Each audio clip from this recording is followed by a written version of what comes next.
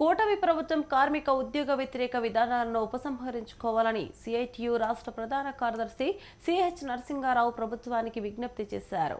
Jagadamba junction CITU కార్యాలయంలో ఏర్పాటు చేసిన మీడియా సమావేశంలో సిఐటియు జిల్లా ప్రధాన కార్యదర్శి ఆర్కే ఎస్వి కుమార్తో కలిసి ఆయన మాట్లాడారు.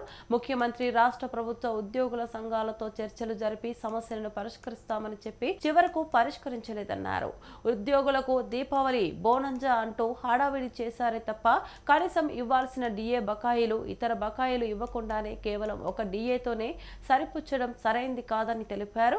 రాష్ట్ర ప్రభుత్వం 2025 జూలై నాటికి ఇవ్వాల్సిన 4 డిఏ బకాయిలు ఉద్యోగులకు చెల్లించాలని డిమాండ్ చేశారు.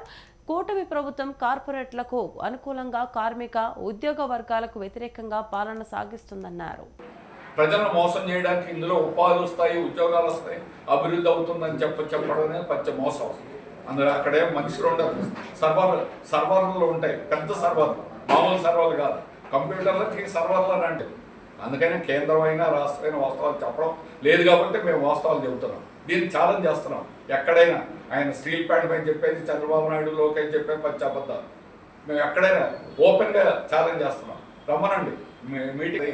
ఇది లెక్కలు, ఆరోగ్యం పడిపోతున్నది, ఇవన్నీ సగటు మనిషి యొక్క వివరాలు తీసుకుంటే మనకు వాస్తవాలని అర్థమవుతాయి.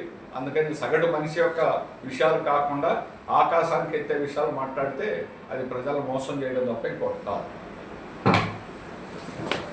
ఒప్పందం చేయడం జరిగింది. ఈ ఒప్పందం ఉద్యోగులందరూ కూడా వ్యతిరేకమైనటువంటి ఒప్పందం. కేవలం ఒక డిఏను మాత్రక ముఖ్యమంత్రి గారు చెప్పినట్టుగా తలుపు కొట్టడం అనేటువంటి జరిగింది. ఈరోజు ఎన్జిఓ సంఘాలకి తోటి ఆడుకుంటారు, వాళ్ళు ఒప్పందం అనేది చేశారు. అంటే ప్రభుత్వంతో సర్దుబాటు తప్ప ఇది ఉద్యోగులకు ఎటువంటి న్యాయం అనేటువంటి జరగలేదు.